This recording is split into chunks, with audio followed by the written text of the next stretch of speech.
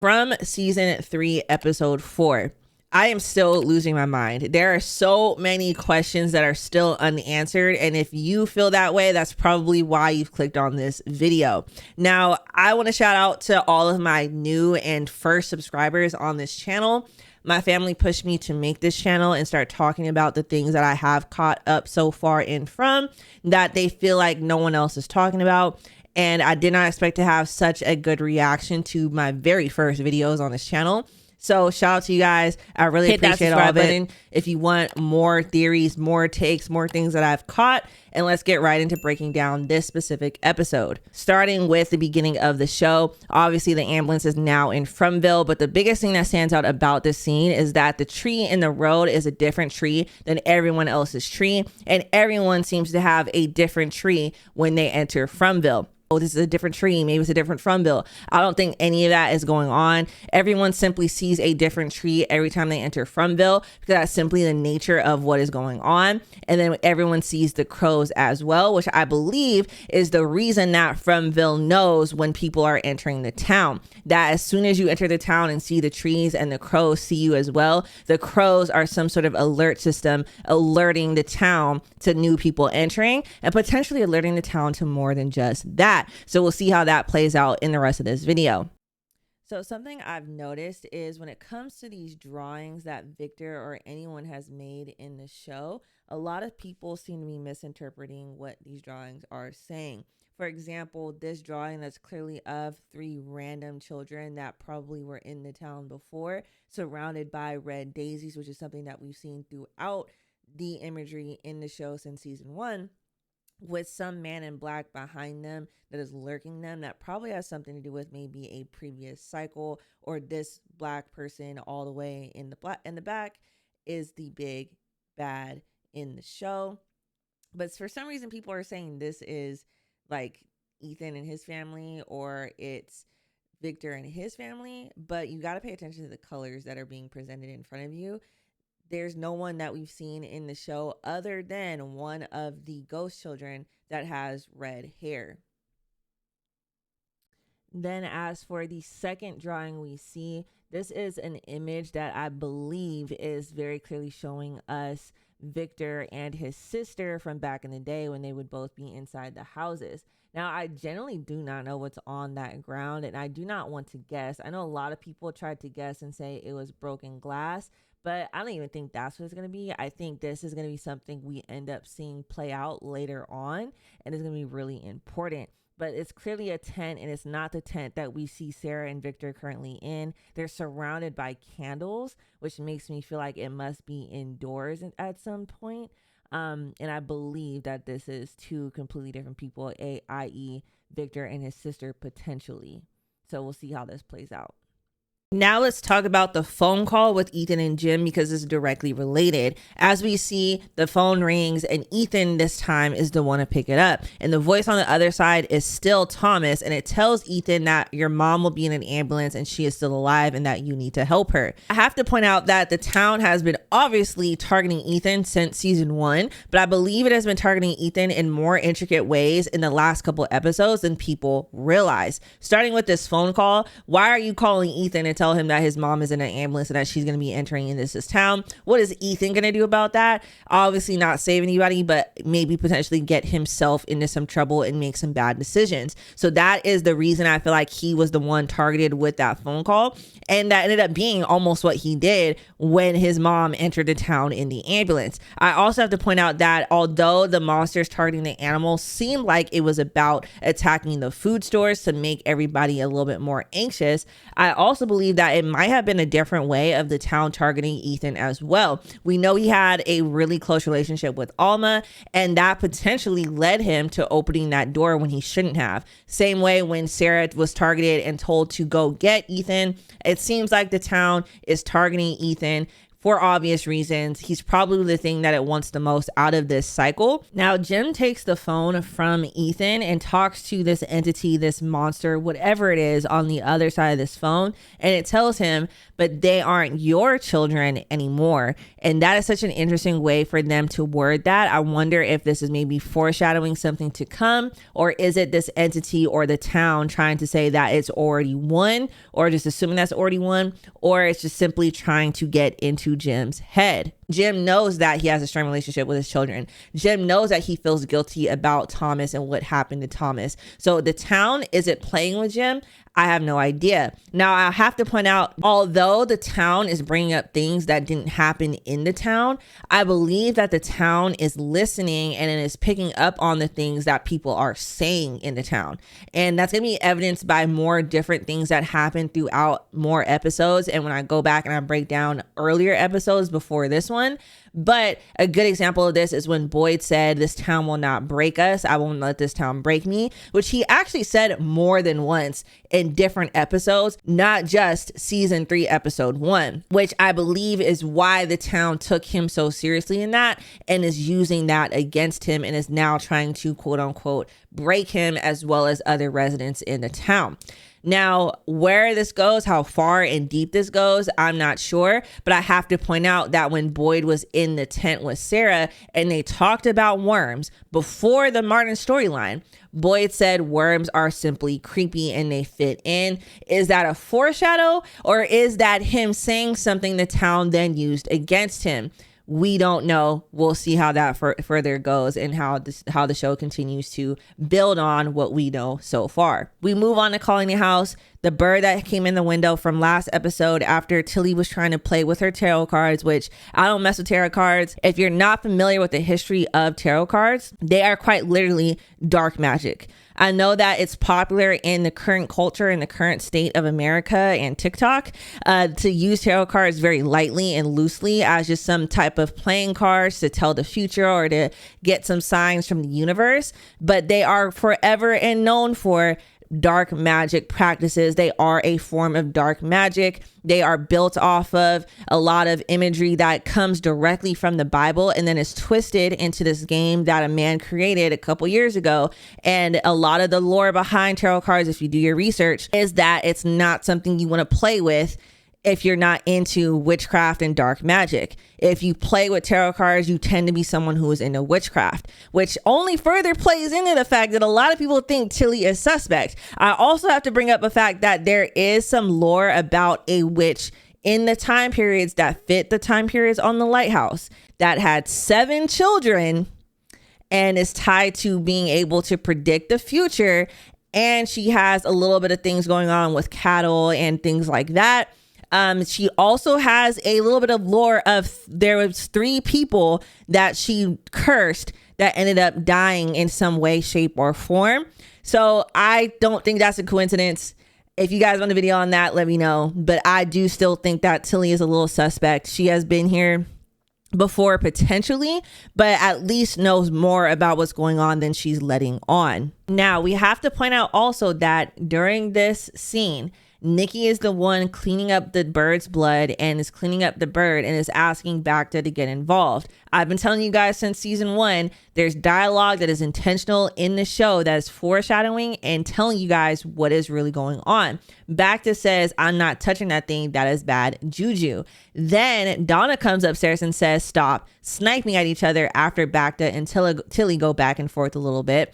And I have to point out that Nicky dies at the end of this episode from a gunshot like she got sniped through a window. Don't think it's a coincidence. You guys tell me what you guys think. Again, pay attention to every little detail in this show and you'll start to put together some of the pieces that I have. Now, next we get a shot between Fatima and Marielle. But Fatima also is obviously hiding a lot of things, but I have to point out that they make it an intentional detail in this dialogue to mention the lake and water. And we also see Fatima not wanting to drink water, but drinking it anyway. Don't think that's a coincidence at all. And I also believe that this is foreshadowing the fact that it's all tied together when it comes to Fatima, this village, the lake that is by the village, Elgin looking for a body of water, the drowned woman that Elgin is seeing in his visions, and this pregnancy, everything that's involved with it. Something's going on that's all tied together. Now we get to the juiciest part of this episode, and arguably the most important part of this episode, most important storyline of this episode, and potentially the most important storyline of this season of the show so far.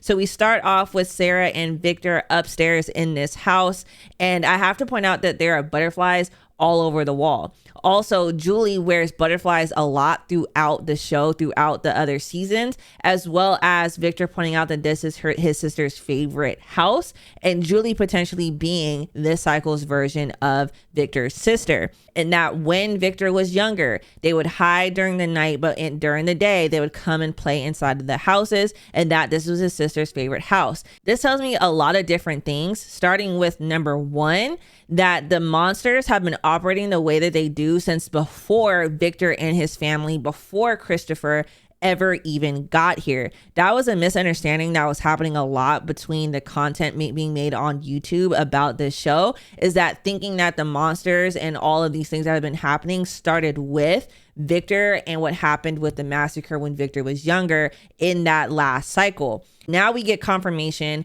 that this is always how it's been. These monsters have always kind of been around. These monsters have always acted this way, is another herring that a lot of people were running with. I have to point out that the monsters have not gotten smarter either.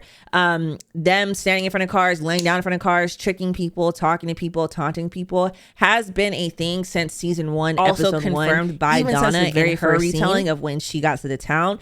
The only thing that is different is number one, now we have the talisman, so people are in the houses at night instead of in the ground. And number two, since the talismans got here, Boyd confirms that the monsters stopped screaming at different times in the night. They would just be literally just screaming, doing whatever they wanted. We see in flashbacks from season one when Boyd got to the town that the monster started screaming when Boyd got to town before it was dark. So again, I don't know exactly what he means by they stopped screaming and started whispering, but I haven't seen a monster scream before the sun went down since this scene. They've been more controlled, secluded to just at night, not screaming wildly, and basically when they're turned is when they scream. So I feel like they never felt like they had to be human as much as they do now. But these monsters have always been smart. They're not smarter. They've been torturing people since season one, i.e. the girl who was on the tree who said that the monsters made her watch. This is all things they've been doing since season one, and I don't want us to get tricked in that now we're starting to be portrayed more of this stuff visually. We're seeing it now that this is something that they weren't always doing. These monsters were always smart. They were always tricky. They were always taunting people. They were always torturing people. And I still believe in my heart of hearts that they're also consuming certain people and consuming certain parts of the human body. Now, the other thing I get from this particular scene in the episode is that, is this house a replica of Victor's old house from when he was in the real world, aka the house that he grew up in? Why is this his sister's favorite house? I've had a sneaking suspicion and theory that this house in the town that happens to be yellow looks a lot like Victor's house that we see when Tabitha gets put into the real world. So is it possible that this house was his sister's favorite house because it was a replica of their real life house that Victor seems to have forgotten, just like he forgot he had a sister? The last thing Victor says in this part, other than frying Sarah, is that he says that he needs to remember because his mom tried to save everyone and then she died and then they died too, and too much is changing. Now, I've seen a lot of people talk about like, what does the town changing mean? I just believe that that means the town is aware that it's coming up on a new cycle. I believe that the weather changes with every cycle, and since Victor has been here since the last cycle and he's the only person ever that we know of that has survived a different cycle to a new one, that the only time the town ever changes its seasons is in a new cycle. And that Victor is being thrown off because it's been the same weather since his cycle, right? But this is a new cycle now, evidenced by 2 new cars in the town. Season 1, Victor says himself, this is special because it was the same way when him and his family came to town, and Christopher probably came to town at the same time. So this cycle is directly linked to whoever replaces Miranda and Christopher, Tabitha and Jade, and thereon and so forth. And the seasons change with every new appearance of these new people in the cycle. And when a cycle is getting close to failing or is getting close to starting, the seasons start to change. And I believe that there's more patterns to this cycle than just the people who are being replaced. Certain things happening in the cycle that are very reminiscent of the last cycle. Remember when Victor dug all those graves before the Colony House massacre, I believe that he also said in one of those scenes, it's starting again. Tell Ethan it's begun. That is very intentional. I believe that there are certain things that happen in every cycle that are very, not only just the people being similar, but the actual things that happen are very similar, reminiscent of almost a quest, a video game where you have to beat that level and it's going to keep doing the exact same thing. And you have to figure out every time you get further what the next step is. And right now we're in a different cycle that's a little bit further than the last one. I believe that that is what's going on here. Let me know what you guys think in the comments down below. Last detail from this scene is that he says upstairs is for daytime stories and the basement is for secrets.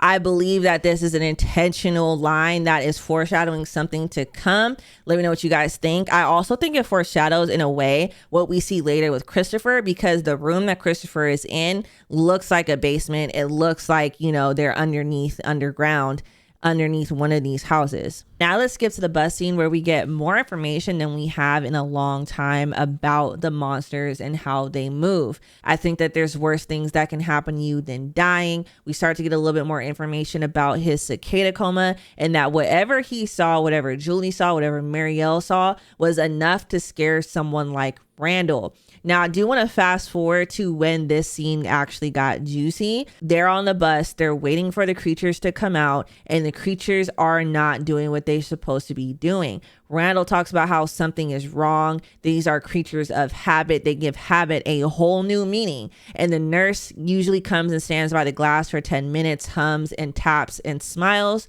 But there's another one that goes to the swing and dangles and swings around a little bit. And there's a couple that goes and sits by the pool.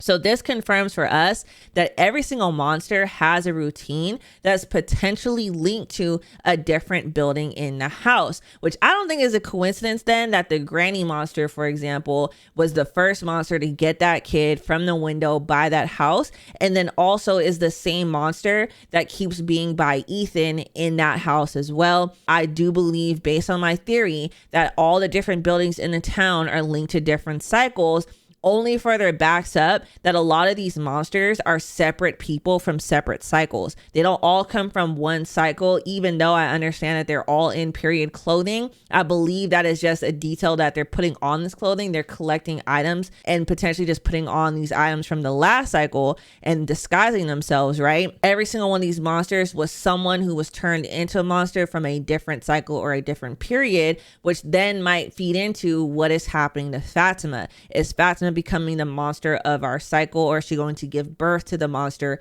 of our cycle? We'll see what happens, because the town does need to replace Smiley, and we know that the town replaces everything that it loses.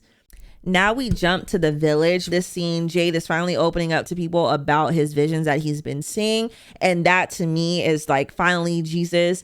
But I believe that Chrissy saw something in that journal that she bit her tongue on because of the conversation that's being had here. So I'm interested to know what Christy saw while she was, you know, turning the pages in that journal that made her look up. Something taps on the cabin and then goes away, similar to when Kenny was in this cabin originally with Jim. They had a similar experience. So I'm wondering if whatever is by the village is maybe the same monster or entity that dragged Boyd and Sarah when they were out in the forest and they were exploring, because it seemed to have the same pattern where it checked out the building, it checked out the structure that it found. In a tent, it's always going to sound like it's smacking it. In a cabin, it's going to sound like it's tapping it, because it's two different types of material. and it was able to drag the tent where it's not able to get into this cabin. So maybe it's the same monster, just different outcome. The ambulance finally arrives and we know that the monsters were waiting for it, which is why they've set up this disguise with a monster laying in the road, like we've been seeing foreshadowed since the beginning of season 2, I believe, not season 2, season 3, episode 2, that Randall has been seeing the cicadas again. Now, this makes me question whether the cicadas ever left, right? Because we thought the cicada thing was over when they destroyed the music box, or that it would require something for that to come back. But we see now that cicadas have potentially always been here. But I do want to point out that Randall did not start seeing the cicadas until directly after Jade destroyed the totem by the village. Is this connected? Is the village connected to Martin in some way, or the music box, or just whatever entity is deeper into the forest is controlling all of these areas, and knocking over that totem allowed that entity back into influencing what's going on in the town? I don't know. It could go multiple ways. So let me know what you guys think. But Randall did not start seeing the cicadas again until after that totem was knocked down. Now I have to talk about obviously the choice that Boyd was forced to make. This choice was very difficult, obviously, but he made the right choice in the end, in my opinion, because saving 4 people over 1 is just simply what had to be done. I've seen a lot of people also have the same take I kind of did. Was like, why don't you try to like run them over with the ambulance maybe? But I think he was probably too scared to even think that far. He was just trying to get out of there. Now the cicadas are back and they prevented Randall from getting away. So we can also assume that the cicadas, the monsters in the forest, and the monsters who have been in town this whole time are working together in some way, are involved in some way, and that potentially everything in FromVille works together in some way, including the crows, the worms, the spiders, and the list goes on at this point. And that also fills into another theory that I have, that this town, FromVille, this dreamscape, is full of a bunch of different monsters and different lores we can find in America. I'll explore that theory more for you guys in another video, but let's finish this one off. Now let's talk about Victor and what more information we get from Victor, because I believe this is one of the most important storylines in the show. Victor is downstairs. He's in these yellow sheets, the big yellow sheets that are constructed into a fort, and he's talking to Sarah about his time in the town before she got here, obviously, and how Eloise and Victor were supposed to stay in the root cellar, but Victor stayed and she didn't. And when he came out in the morning, everyone was dead, but this is the same day that he met the boy in white. And Victor tells us that the boy in white told him to gather the things precious to all the people who died and to bury them in this chest that he has brought into the fort. But I want to fast forward before we get into all the next things about what Victor sees. And he talks about a watch that belonged to Mr. Gerber, and he used to love onions, and he smelled like onions, and he would pick raw onions and eat them. Now he talks about a cigarette case that has pearl earrings in it, and talks about a woman named Dolores who always cried. Now I have to point out, this is a theory I've seen on Reddit, because I've been on Reddit a little bit too, that Dolores is dressed exactly like the bus lady Bacta that we currently have. It's the same outfit. It further points to this theory that we have of a cycle that brings in people that are very much alike. I also have to point out that the Dolores lady has pearl earrings in her case. Who else have we seen with pearl earrings? The ballerina and Abby. Abby had a pearl necklace. Is this connected? Might not be. But we also do know that this ballerina is connected to Martin somehow. The music box is also connected to the nursery rhyme. And guess who knew the nursery rhyme when they heard it? Bacta, the bus lady.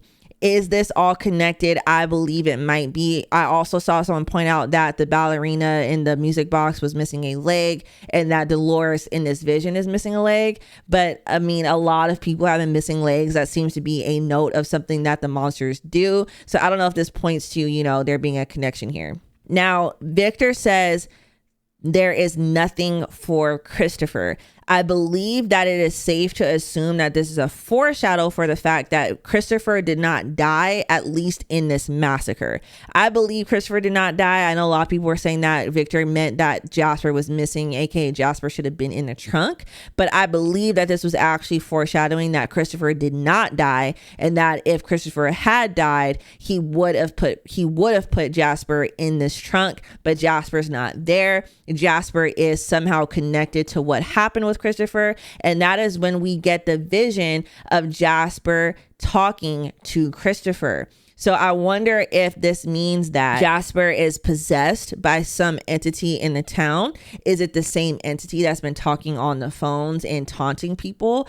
We also know that Jasper has presented himself to Jade in a couple of visions. So whether or not Jasper is some other entity or is being controlled by another entity, possessed by it, or is connected to any of these other things that are talking to people throughout the town, we do not know. But we know for a fact that based off of the scream that the doll keeps letting out, I haven't put together yet, I haven't put my finger yet on if the scream is the exact same scream that the monsters let out, so that it kind of like hints to the fact that maybe these monsters and this doll are like one and the same. But I do believe that this scream is basically at least alluding to that Jasper is possessed by an entity in the town, and he was talking to Christopher, potentially convincing him to do things that he should not do. I believe that because Christopher was not among the dead, potentially, that means Christopher survived that cycle as well. Now, whether or not that means that Christopher is still in FromVille or if he got out, I believe that the point of that would be that Christopher had to sacrifice everyone else in order to escape. Like, that was the deal he made with the devil, quote unquote, is that he made this deal to give up everybody else in town, give up the hiding spots if he survived and was let out of FromVille. That's my theory. That's my guess. Let me know what you guys think. Now, the most shocking part of this episode, I'm going to fast forward a little bit because the rest is all about action, is when Fatima gets her hands on Nicky. Now, I was looking for, and a lot of other people as well, if Fatima had picked up early on when Nicky was bleeding, that Fatima herself was attracted to this blood. I did not see it. She tells Ella she wants alone time with Nicky, and she uses this as an opportunity to taste human blood for the first time. Now, I have to point out that the way she went about it kind of stands out to me as well. It was kind of weird, and it was kind of like making my skin crawl. But like, why are you like sticking your fingers in and fingering around before you actually taste the blood? Don't know what that might mean. It was weird to me though. So let me know what you guys think about that. Is she eating more than blood potentially? I have to point out that the monsters in the town, when we opened them up, there was nothing in them. There was no blood, but there was bile. It's zero coincidence that the body part Nicky got shot in, that is by where Fatima is eating quote unquote blood, is also somewhere where she might potentially also be leaking bile. Maybe I'm reaching, who knows, but either way, Fatima is participating in cannibalism, which I believe is what creates the monsters in From, which is also why I believe that the monsters are Wendigos. A part of original Wendigo lore is that they are people who were transformed into monsters after participating in cannibalism. So I believe that's where this is going, that Fatima or her baby is a Wendigo, and that this is foreshadowing what is to come with her storyline. Last but not least, tying up all the loose ends, now Tabitha is back in the town, and she brought Henry with her, which is Victor's dad. This has opened up a whole other can of worms, and a little bit of spoilers here, so don't listen to this last part if you don't want any spoilers for what I believe is happening in the next episode.